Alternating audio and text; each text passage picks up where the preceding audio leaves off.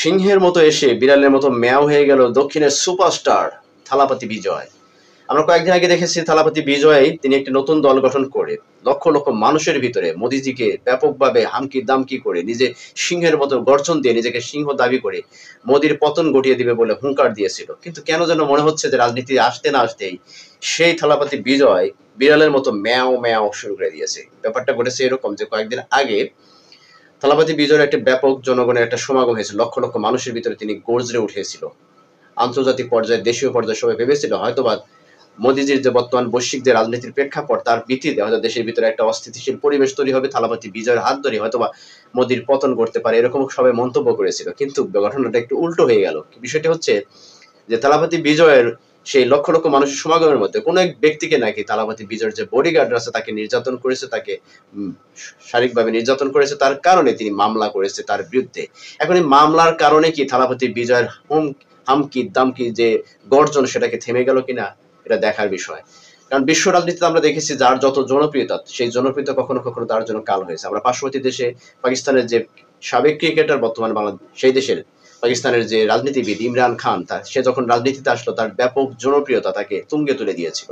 আজকে সেই জনপ্রিয়তা তার কাল হয়ে দাঁড়িয়েছে, সে জেলের ঘানি কাটছে। যদিও সে সাবেক প্রধানমন্ত্রী হয়েছিল, বাট তাকে এখন জেলের ভাত খেতে হচ্ছে, এটাই স্বাভাবিক।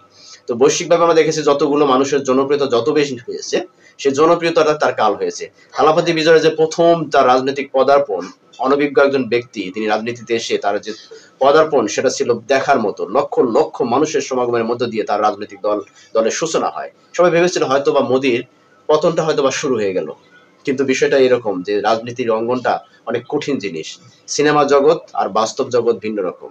দক্ষিণের সুপারস্টার হতে পারে অবশ্যই, তার যে অভিনয় দক্ষতা বা তার অভিনয় স্কিল যেটা সেটা অবশ্যই প্রশংসনীয়, কিন্তু রাজনীতির অঙ্গনে দক্ষতা অভিজ্ঞতার প্রয়োজন আছে।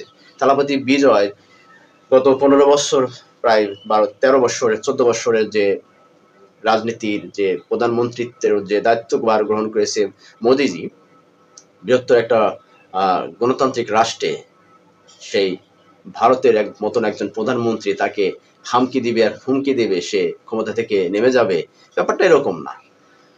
এর আগে অনেকেই চেষ্টা করেছে যে বিভিন্ন অঙ্গরাজ্যগুলোর যে মুখ্যমন্ত্রীরা তারা বিভিন্নভাবে হামকি দামকি দিয়ে মোদিজিকে নামানোর অনেক চেষ্টা করেছে, তার বিপক্ষে অনেক আন্দোলন করেছে, আমরা দেখেছি সেটাকে সে সেভাবে কন্ট্রোল করেছে। শেষ পর্যন্ত থালাপতি বিজয়ের যে একটা হুঙ্কার ছিল, সিংহের মতো গর্জন ছিল, সেই গর্জন দেখে অনেকে ভাবছিল যে হয়তোবা মোদির এবার পতন ঘটতে পারে। কারণ অনেকগুলো অঙ্গরাজ্য আমরা দেখেছি যে তার বিভিন্ন অঙ্গরাজ্যের মুখ্যমন্ত্রীরা মোদিজির বিপক্ষে মাঠে নামছে বা বিভিন্নভাবে আন্দোলনের সংগ্রামে তারা অংশগ্রহণ করছে।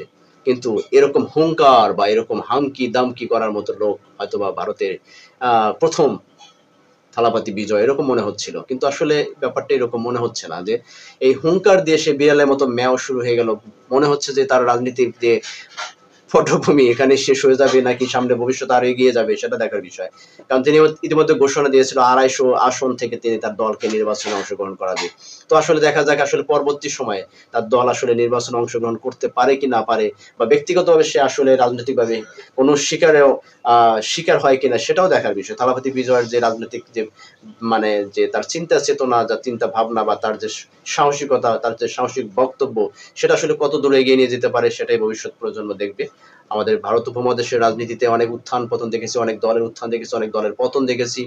এই মোদিজিকে নানানভাবে হেনস্থা করার চেষ্টা করেছে আমরা দেখেছি। কংগ্রেসের মতো একটা শক্তিশালী দল মোদিজির রাজনীতির কৌশলে হেরে গেছে। আজকে কংগ্রেসের মতো দল দেখেন দোয়া সরার বাইরে, সেও পাচ্ছে না বিজেপিকে কোনোভাবে দামাইতে। ছোট ছোট অনেকগুলো দল আছে যে দলগুলো সবাই মিলে চেষ্টা করতেছে বিজেপিকে থামানোর জন্য তথা মোদিজিকে থামানোর জন্য, কিন্তু কোনোভাবেই করতে পারতেছে না। লাস্ট পর্যন্ত আসলে কি করবে কি হবে এটা বোঝা বড় কঠিন। আসলে রাজনীতি কঠিন একটা জায়গা, কঠিন একটা টেকনিক। এই টেকনিকে আসলে কে টিকতে পারে কে টিকতে না পারে সেটা দেখার বিষয়। তো থালাপতি বিজয়ের যে উত্থান নাকি পতন হবে রাজনীতিতে সেটা আমরা দেখব।